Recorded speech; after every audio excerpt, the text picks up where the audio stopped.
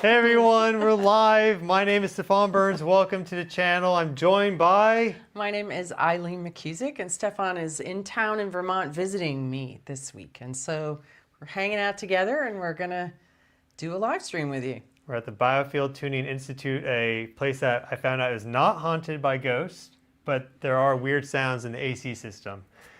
But there is a, big kind of energy spike happening right now. As many of you are aware, there's just been this talk about July 5th, and some people have been prophesizing something to happen, and I've been covering that on the channel from a very just open perspective. I find it interesting. It started to actually go mainstream today, BBC, I guess some of these other news agencies were covering this July 5th event. And well, we've had a really unusual Schumann anomaly actually pop up on the spectrogram, and there's been more earthquakes in Japan. So I'm going to do an energy report at the beginning, just quickly go through some of the data, and then the real magic begins with Eileen. I'm going to do a tune-up, a group tuning to help bring more coherence to each of us who are watching, and then just bring that out into the earth. And if you've never received a tuning from me, it can be a very interesting experience. So I invite you to hang out and listen and see what you notice as we all become more coherent together. Yeah, and this is really the spirit and science mashup, because that's basically what both of us do.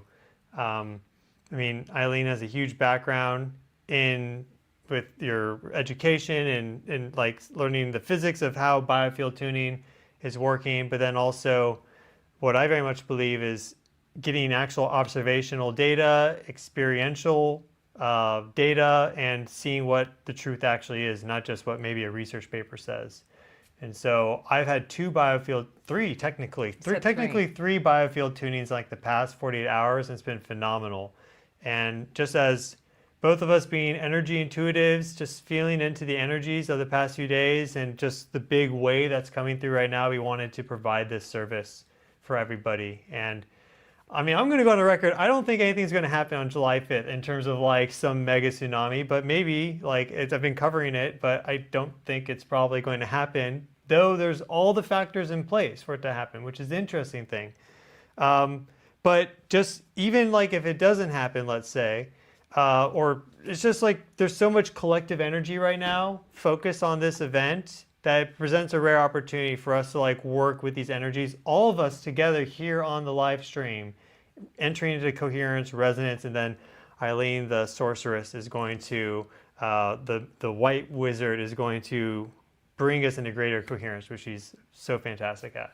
Yay. All right. Well, I'll see you guys in a bit. I'm going to let Stefan do his report. Let me show you this. Back.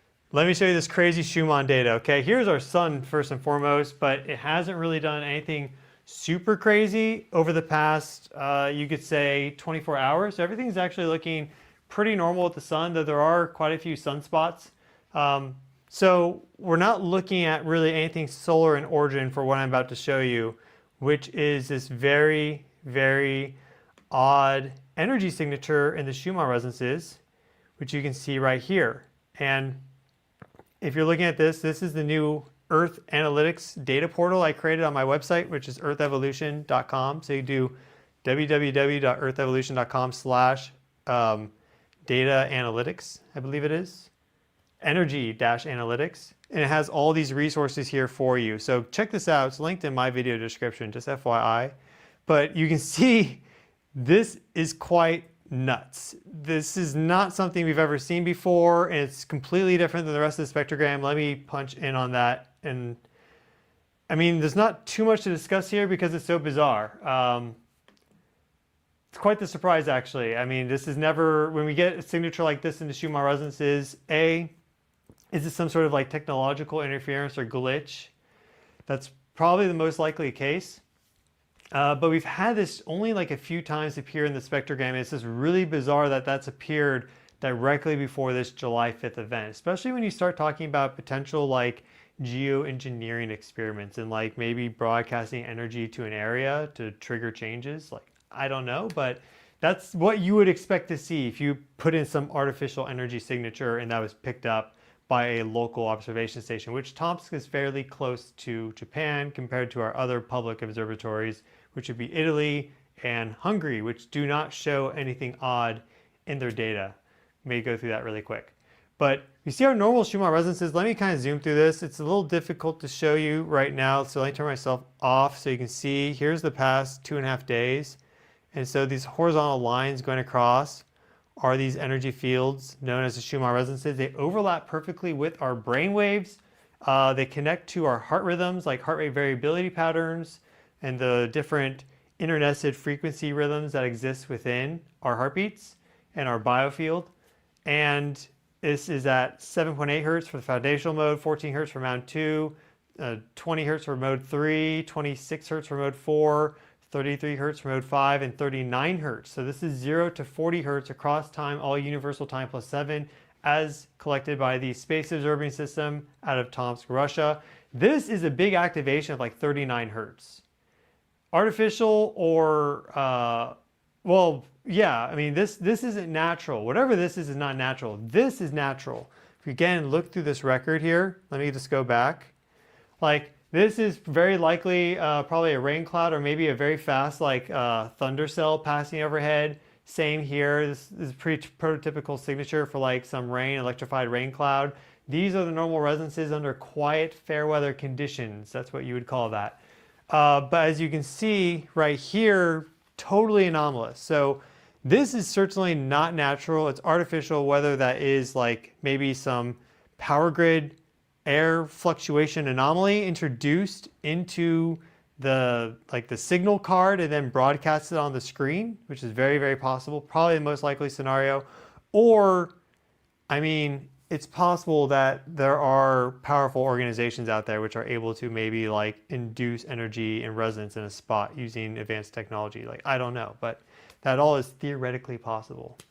It is all theoretically possible. So I don't know what this is, but this is showing up just in the past 3 hours, or rather it ended 3 hours ago. Here we have our time, and we see it lasted going from 4 a.m. 4 a.m. UTC plus 7 back to 2300. So 5 hours of this abnormal signal, really most strongly defined there at 39 hertz, as you can see.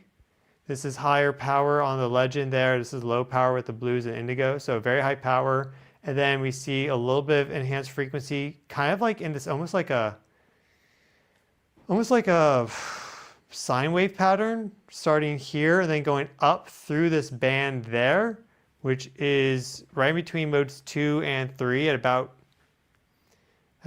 16, 17 hertz or so, about 17 hertz, totally non-resonant frequency. And then we see this other triple activation there, 1, 2, 3, just slightly above this band there. So actually lower in frequency, about maybe 6.5 hertz right there. So that's kind of the energy progression. This going the whole time at 39 hertz, and then this higher frequency bleeding into this 17 hertz or so resonant mode for 5 hours, which then also had near the end some of these low frequency pops.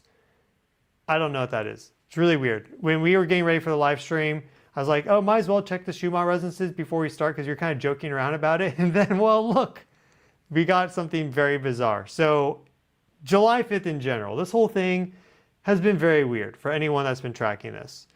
And we've also just had some more earthquakes out of Japan. So this earthquake swarm has not let off in any way. We see our Earth right here. We see Japan. And so this is where our swarm is. This has been going on since about June 21st. It's been accelerating. So the most recent earthquake here being a 5.4. The strongest earthquake yet in the sequence being a 5.6. So this is right in that most powerful, basically magnitude bracket of magnitude 5 and greater. And that was at 21:29 universal time. We just passed midnight universal time. So just about 3 hours ago. Here's a 4.7. You'll see a 4.8 there. That's higher up in Japan. 4.7. Just a bunch of earthquakes. Let's go to our 1 week view just quickly. And then we're actually going to look at the meteorological site because the meteorological site is listing a lot more of these earthquakes. I'm trying to find the settings for this. 1 second. Here we go. 7 days, magnitude 2.5. And Here we go. There's all the earthquakes for the past week. So this is getting quite nuts. And if we put it on our list, again, earthquakes only on the map, and largest magnitude first, then you'll see, let me turn myself off too, 4.6, 4.6, or 5.6, 5.5, 5.4, 5.4, 5.2, 5.2, 5.2, 5.2, 5.2, a whole bunch of magnitude 5s right at the very bottom of the Nankai Trough, which is where they have this forecast prediction before July 5th of there being a megaquake 8.5 or greater magnitude within the next 30 years. And the Japanese geoscientists estimate that that's going to cause tremendous damage if it occurs and probably cost hundreds of thousands of lives. So this is already a very serious thing taken very seriously by the Japanese. They are in the most earthquake prone country in the world, and now there is this prophecy out of Japan which has dropped tourist traffic by like 50, 60, 70, 80% from nearby countries. And so, yeah, it's just very interesting that now, even on top of this earthquake storm already being there, which could be foreshock activity, about 5% of the time you get something like this, it's actually a foreshock before something bigger. The combined magnitude for this is probably about 6.3 right now. When I did the calculation a few days ago, it was a 6.1. Now we've had some more magnitude 5s, probably about a 6.2, 6.3, probably 6.2. So, I mean, that very feasibly could rupture with a higher magnitude earthquake. And the one thing I haven't mentioned yet either is that this is all happening near like known volcanoes, right? And there's actually some, like look at this guy right here, okay? We have Mount Maitake. Like, how do you think that thing formed in the first place? At one point, there wasn't a volcano there, like an island. It had to erupt out of the sea. And the manga prophecy is that it's a volcano-seismic event that you're going to get new land created. And so, we've seen volcanoes kind of get created in our recent record. We see a little bit at like Hawaii, some other places. But in general, we don't really know how quickly these sort of volcano islands can form. Because if you have a big enough explosion of magma material, like feasibly it could happen effectively overnight. And that's what the prophecy is for. So these earthquakes here could perhaps even already be like some of the beginning stages of a larger volcano seismic event. Like that's what you would see if you get a large movement of magma coming up, fracturing, like you get swarms like this.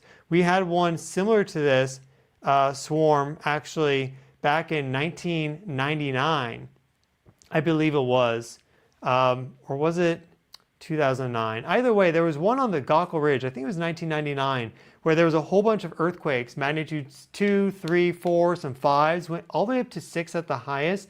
And when they went back and did new bathymetric surveying over the area, there were 3 new volcanoes, submarine volcanoes that existed that were strong enough that they actually created pyroclastic flows under kilometers of water. So these things are possible, and earthquakes often are the signature that the thing itself is happening now at that moment in time.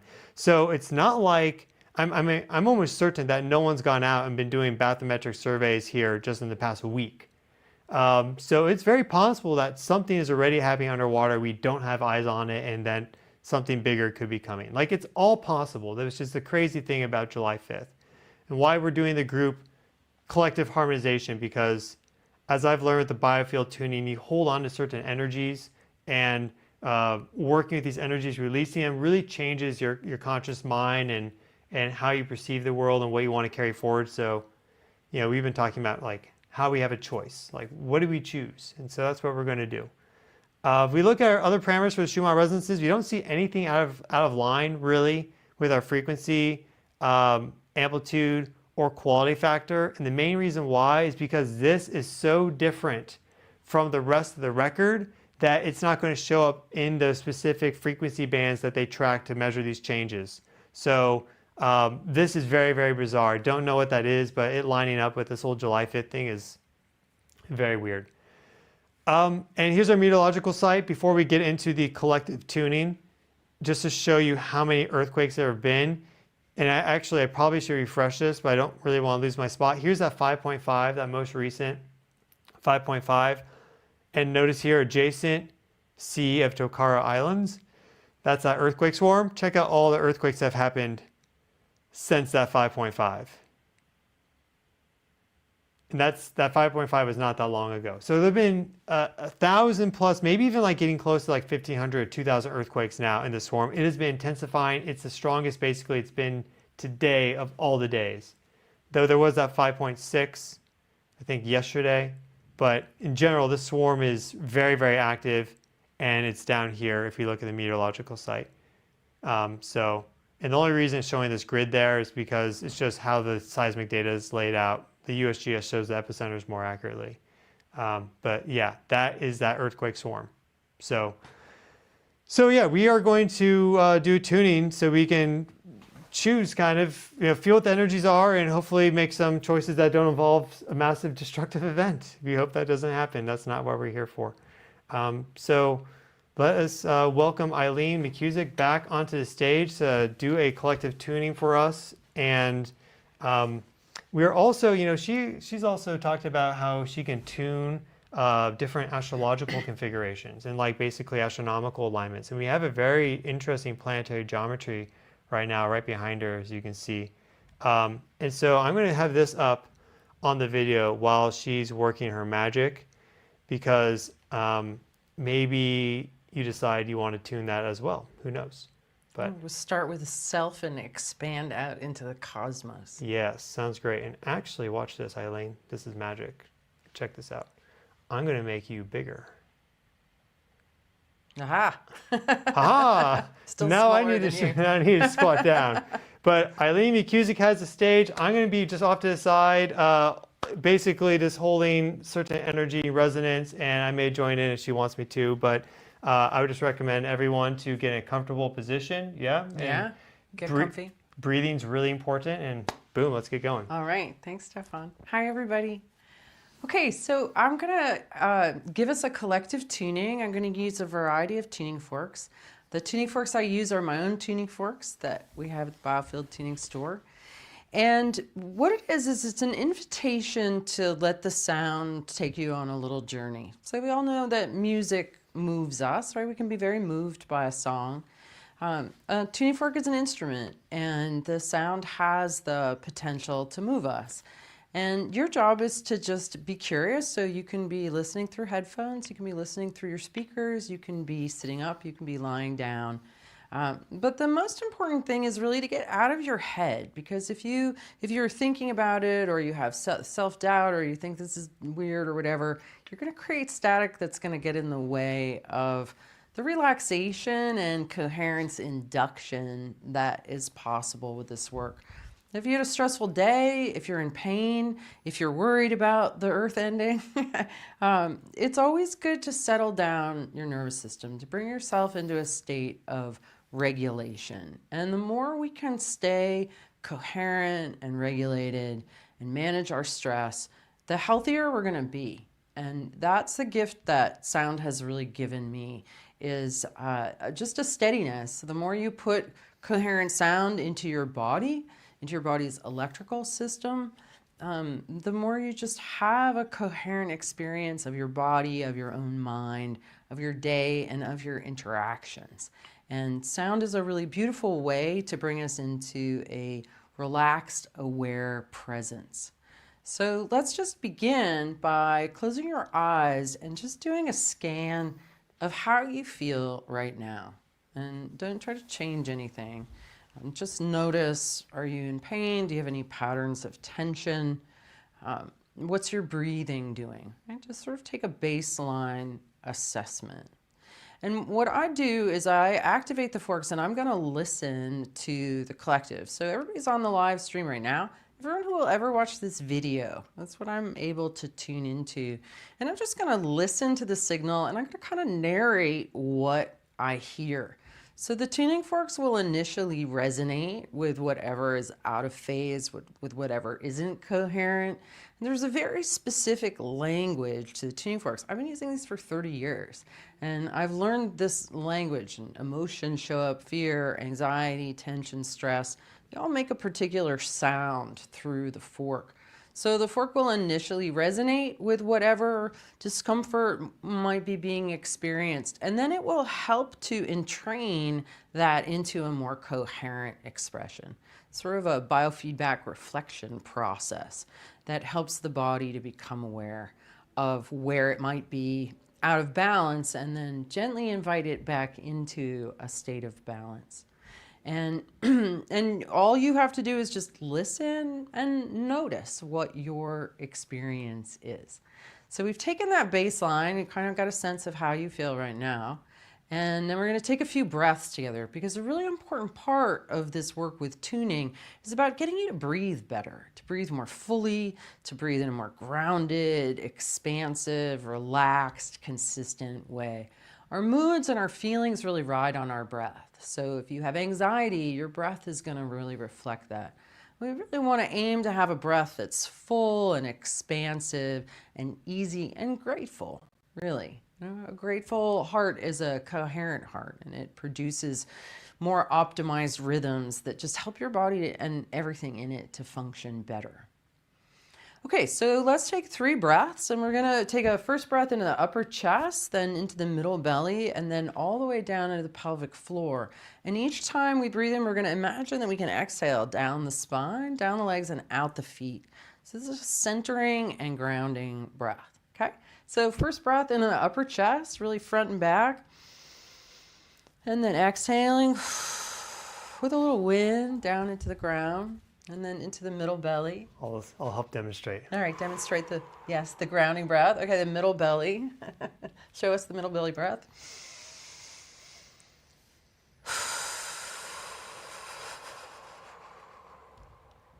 And then all the way down into the pelvic floor. Really bring your awareness deep into your torso. Really feel that breath on that pelvic floor. Good. Okay, so now, once we're feeling embodied and grounded, I'm going to activate, the first fork I'm going to activate is 174 hertz. Thank you, Stefan. And again, just sort of tuning into the collective, and I'm just going to listen, and I want you to listen. And so we're going to do a few strikes of the fork, and I'm going to tell you what I hear. We'll do a few more. I do talk a bit through it. Hopefully that doesn't annoy you.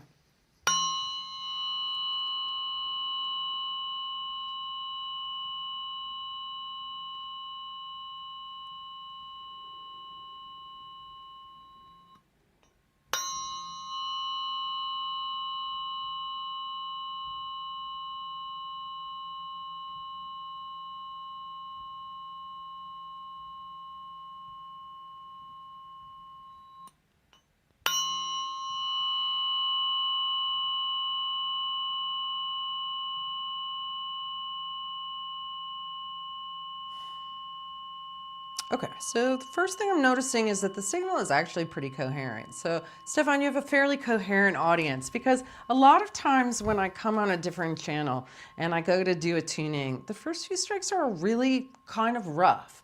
But you guys sound good, and I'm not surprised, because the sort of thing you're interested in, you're probably seeking coherence in your own life. The one signal that really came through clearly with that was just sort of a feeling of rushing, just sort of feeling like maybe I have so much to do, right? This sort of always on the go and do. And so there's some part of the nervous system that's kind of like, I got to be busy. I got to do things, right? I got to check to see if Stefan's doing an update. And so that's what I heard in that, right? So that's just a little bit of an invitation to slow down, right? To just kind of become even more quiet.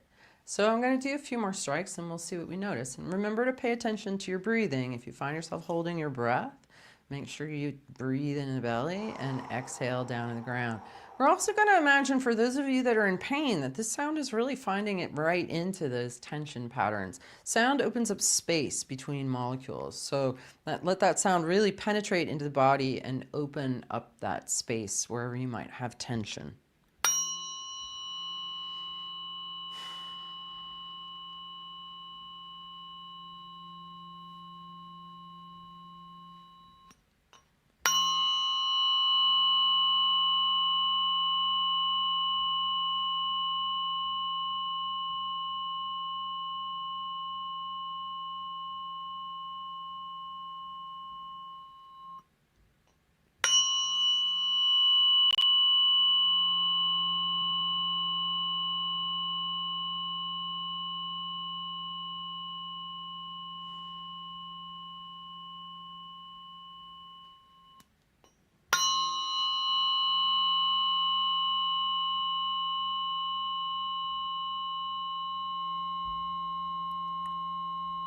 Good. You know, while we're doing this tuning, there's fireworks going on outside, so this blast is being had.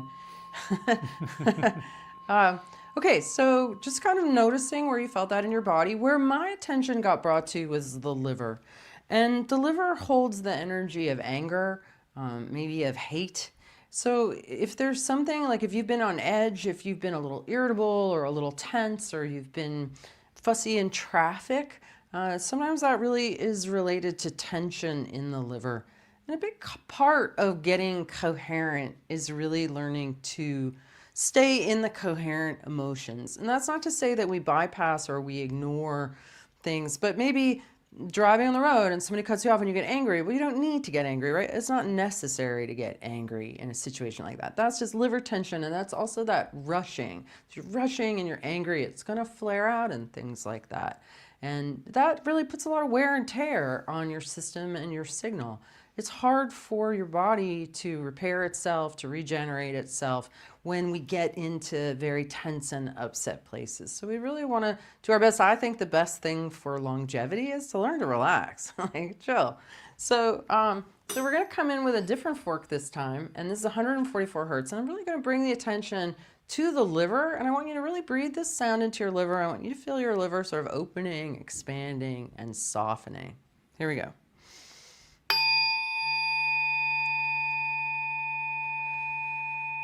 Same with frustration, anger, frustration, resentment, impatience, they're all kind of in that same category.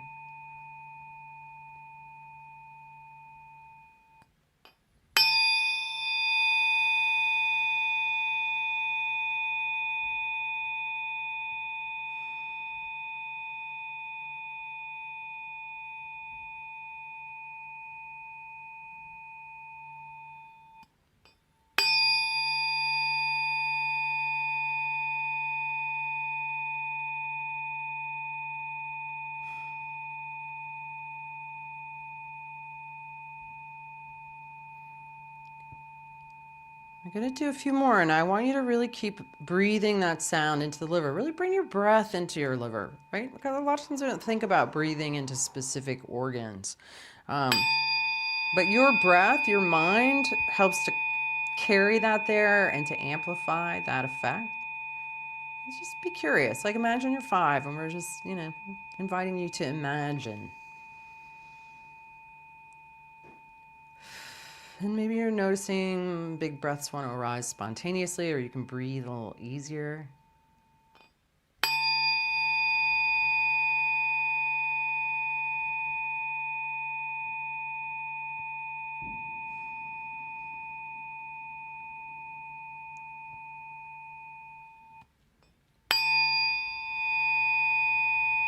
Good. And then again, a big breath into the belly and then all the way down into the ground.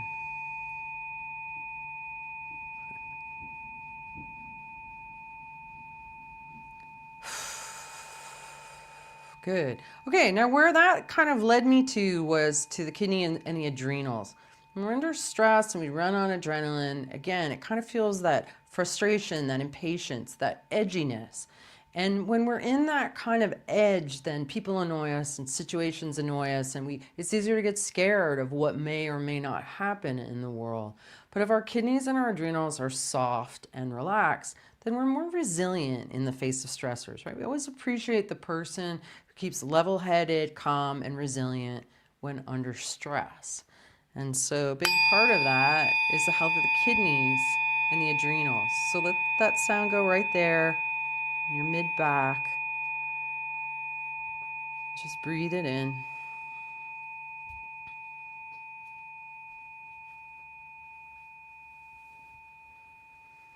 And sometimes when things start moving, I start moving, like my body wants to wiggle and jiggle. So if you're finding that, if you're finding like movement wants to arise in you, give yourself permission to do that. Yawn, stretch, maybe get up and shake. That's what I end up having to need to do. And that's just a sign that the body is shifting its pattern, right? When animals have a kerfluffle, then they shake it off right away, right? And we tend to clamp down instead. So when the body wants to start moving, it wants to depattern it. It wants to release a particular pattern of tension. So breathing into that mid-back, really feeling with your mind, where are my kidneys? Where are my adrenals? Can I bring breath there?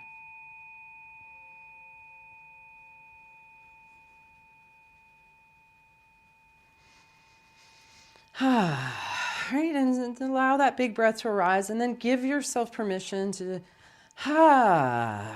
make some noise on that exhale.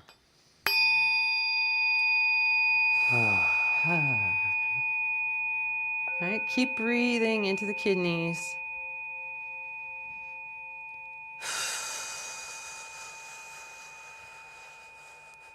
And to bring in energy as well, to overcome any chronic fatigue and energy loss.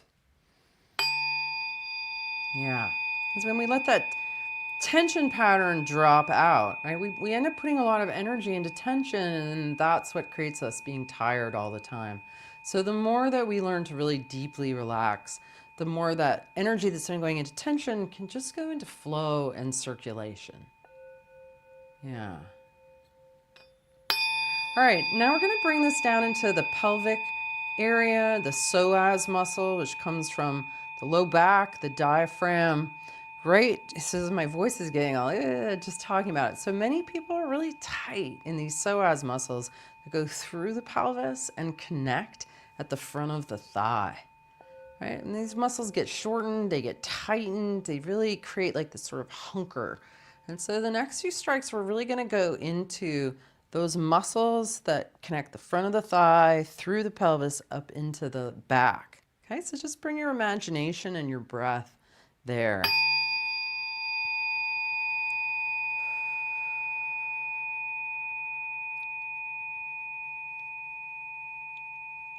Sometimes it's not an easy place to go. Like a lot of us, maybe kind of go to the diaphragm, but don't always bring our awareness all the way down into that pelvic floor.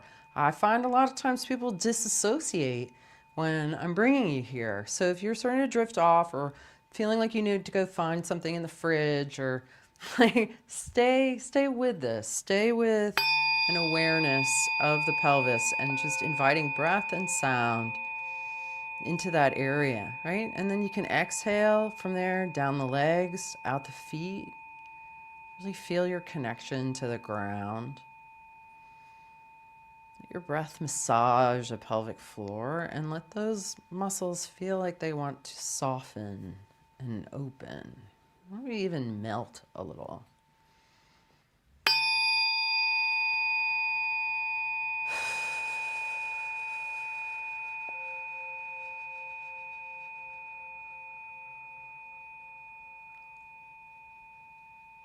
Okay, we're just going to do a couple more breaths into here.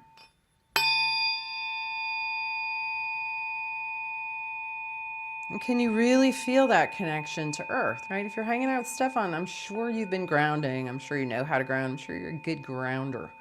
So let's just get this whole group like super, super grounded, connected to the earth. And just a couple more minutes, we're going to do a meditation to take this group coherence and just send it out through the grid lines, the telluric currents, the Schumann resonance, just a coherent pulse really out into the collective. And this sort of thing is real. I mean, we all collectively create the collective. If we all get into a coherent state together and then very intentionally send that out, it's a small ripple, but a ripple nonetheless. So we really want to be grounded, rooted through that pelvis, soft liver, soft kidneys, soft pelvic floor, relaxed diaphragm. We are creating the field.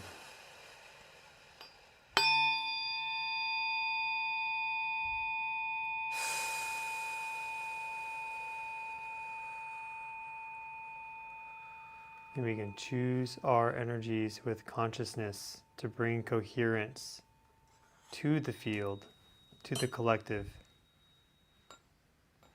Okay, I've just switched forks. This is 222 hertz, and we're just going to invite a general just presencing here. This fork is really an invitation to just really be in the moment. So I'm just going to be quiet for a moment. Stefan's probably going to ding the bowl. I'm going to ding the fork. We're just going to take a few moments to just really breathe and feel our own expansion, our own relaxed expansion, and tune in if you can to the energy of the group. Whether it's live or the recording, this is a group field that we are creating.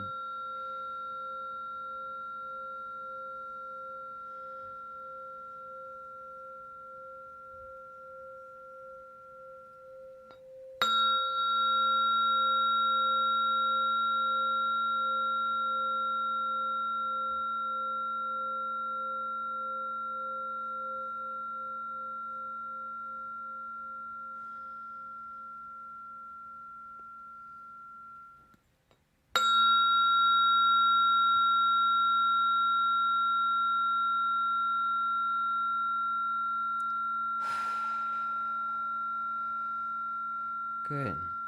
Okay.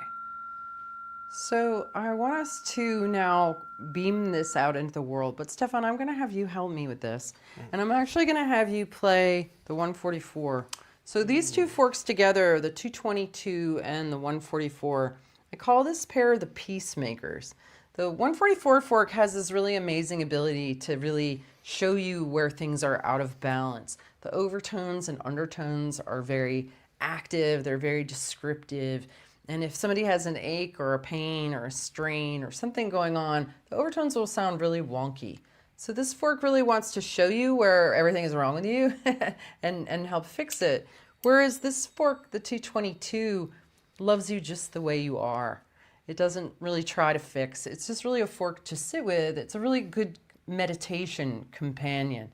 And what I find is that when we ring the two of them together, it creates a really interesting binaural beat that just helps to really bring a presence. It's like it's okay that things might be wrong because we love you just the way you are, and can really help to settle into peace. So as we both ring these together, we're just going to envision this sense of coherent community radiating out into the world as we are all individual points of light into the earth grid, and just sending coherence. It's absolutely possible for humans to be coherent and to get along, and for the human family to be functional, and something that I really believe in and think that we can all really move towards, and then it's not as hard as we're told that it is. And a strong coherent signal will always overtake and entrain a weak incoherent signal. So the more of us who become coherent and become stronger in that, the more that is going to inform the collective. Okay, so Stefan, I'm going to give you the 222. Oh, so I'm the good cop. Yeah, I'm the bad cop. Great. You get to be the I'm good just cop. pull over. Yeah, there we go. I should do it. All right. Okay, so just tune in. We'll just be quiet. We'll ring these forks for a bit and join us in that visualization of just expanding good vibes together out in the world. All right, here we go.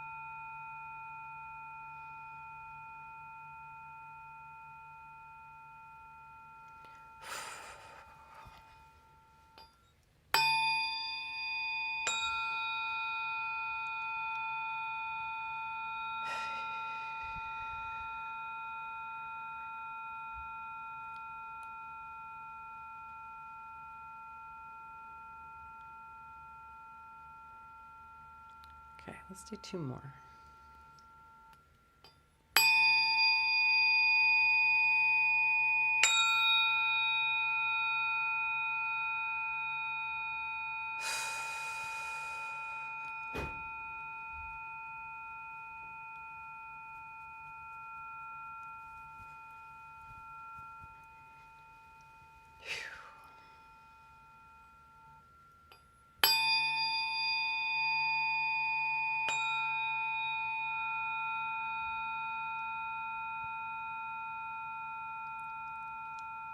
Okay, taking a nice big breath all the way down into the pelvic floor.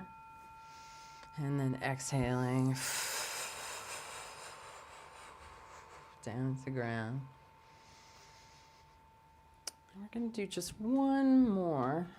Sit tight with that. Stefan, this is 528 hertz. Let's see how these sound together. Very sweet. Water is sweet, life is sweet. And I think we can lose that sweetness and that presence in life. And we want to bring ourselves back to that. Just breathing in the sweetness of that sound.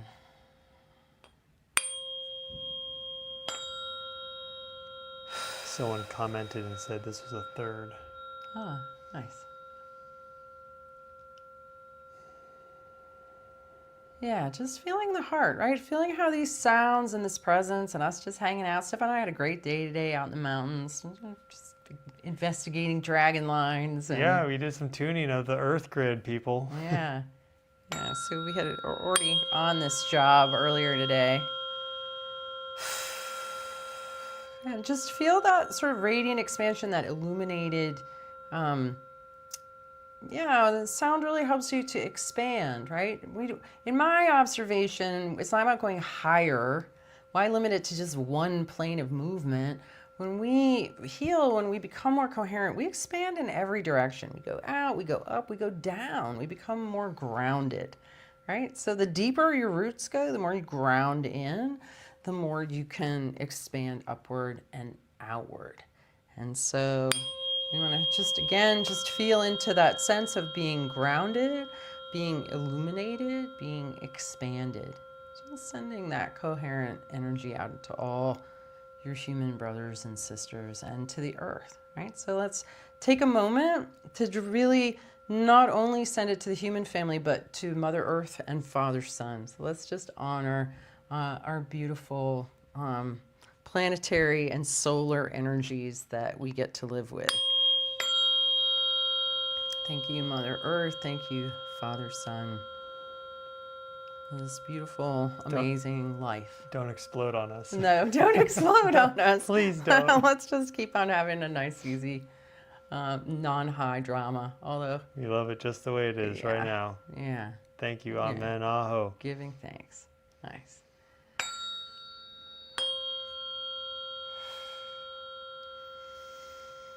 Good.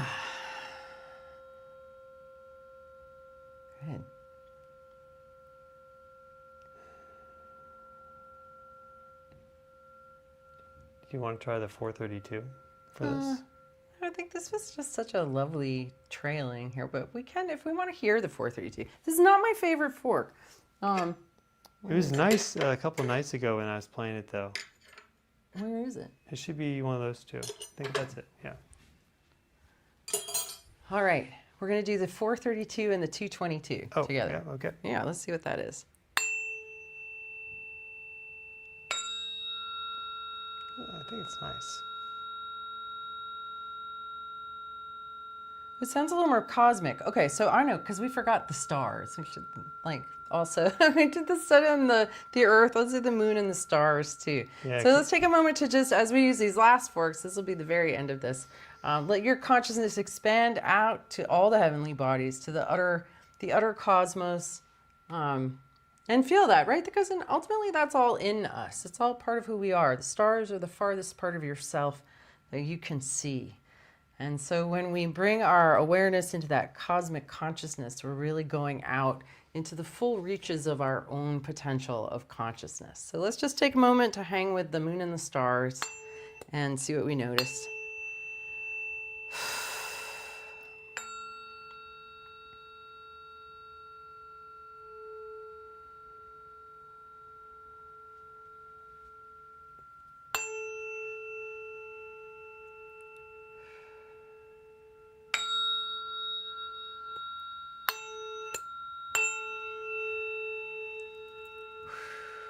I can feel them. Feel all the stars looking at us. Vibing.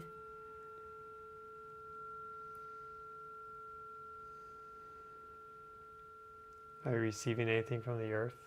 Any downloads? You know, What's she saying? just love and appreciation. I think that whenever we kind of gather in groups consciously in this place of gratitude, connection, and expansion, that's going to make any mother happy when her children are getting along coherently and giving thanks, right? Any mother is going to be happy for that. So that's what I feel. Well, that's great. Gratitude back at you. That's great. No Good. messages of, it's going to end in 2 hours. I hope not. No, I don't think so. I think we're going to be fine. Nothing ever happens on the dates that are predicted. Yeah, I typically. mean, that could be famous last words, but She's been very accurate. yeah. That's what we'll it see. seems. But, you know, no matter what happens, stay coherent, stay grounded. You know, the resources are always at hand. And if you're in any kind of crisis, whatever you need is truly at hand. And if you stay calm and you stay coherent and you look around, what you need is pretty much always there, right? We wouldn't be here. We wouldn't be here right now if the resources weren't at hand when you're in a pickle, right? We've all made it through pickles, and that's because we were able to locate what we needed. So everybody just stay calm, stay grounded, stay kind. Yeah. Yeah, can't agree more. Thank you so much, everyone, for joining in on the live stream today.